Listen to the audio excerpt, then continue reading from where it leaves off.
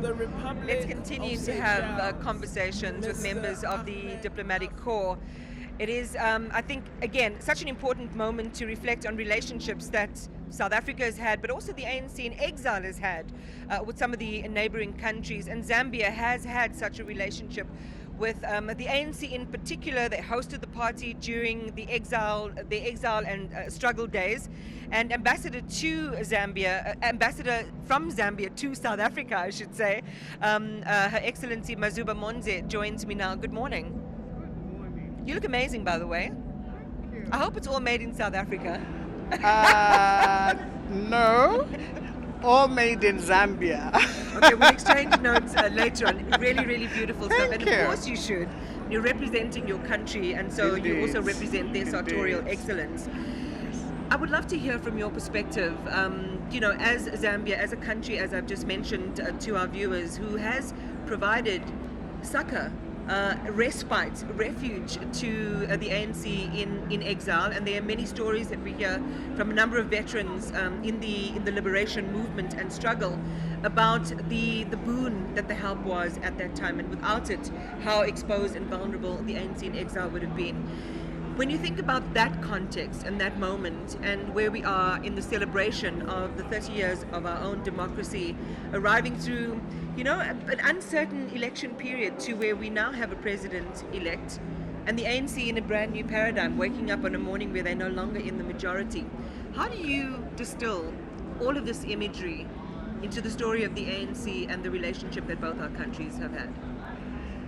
Very difficult to encapsulate it into a few words because we come from a long history as two sister countries. Historically to present day period, we start with the journey where we gave refuge to our sisters and brothers. So this struggle to Zambia was not just for South Africa, it was for us as well. And under the visionary leadership of President Kenneth David Kaunda, he formed part of the great leadership that formed the frontline movement, who decided then that they would never rest until the rest of Africa was free. So whatever it took, we lost a few, we lost people, we lost part of our population in the struggle, during the struggle. But it was never at any moment more clearer to the Zambian people that this was the best thing to do for our sister country, South Africa. And coming to this present day period, we continue to build on stronger bilateral ties between us. Because anyway, there's no way out. We were born to be brothers and sisters. We have a big trading relationship with South Africa. In fact, South Africa stands as our biggest trading partner. So with the new government that is coming into place today, with a new president, we see this growing from strength to strength. Often when we meet people like yourselves and just, in a context and a setting like this, there's the expectation that you run into old comrades, old friends, faces that you might not have seen for a while. Has it been a little bit like that for you? Absolutely. Who have you seen? I went to school with a lot of comrades from primary school to tertiary education and university. I shared a room with a comrade from the ANC at the University of Zambia. So yes, I have. And for us, this is a celebratory moment for us as well. Because this is the South Africa we fought for. And 30 years of democracy. We are very proud of South Africa. you have done the right thing.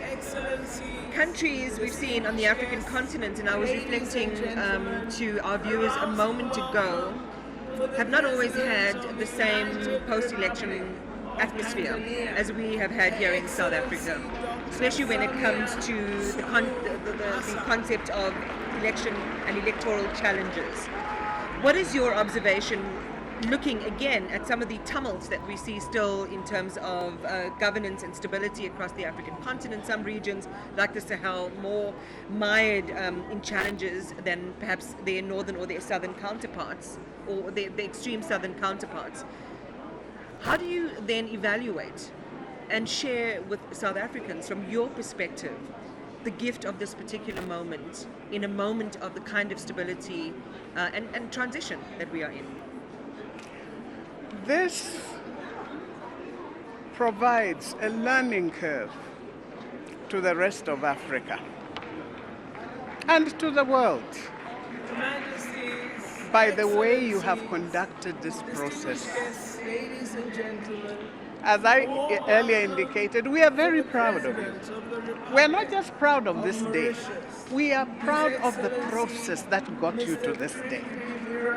This is the Africa that we want. This is the Africa we have to groom to become. So yes, we are very proud.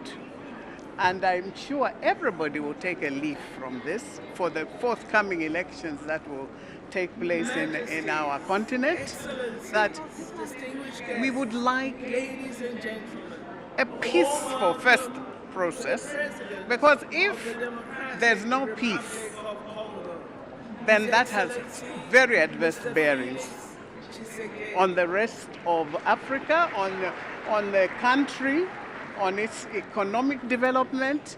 So yes, this is a great day for us. It's an auspicious day for Africa.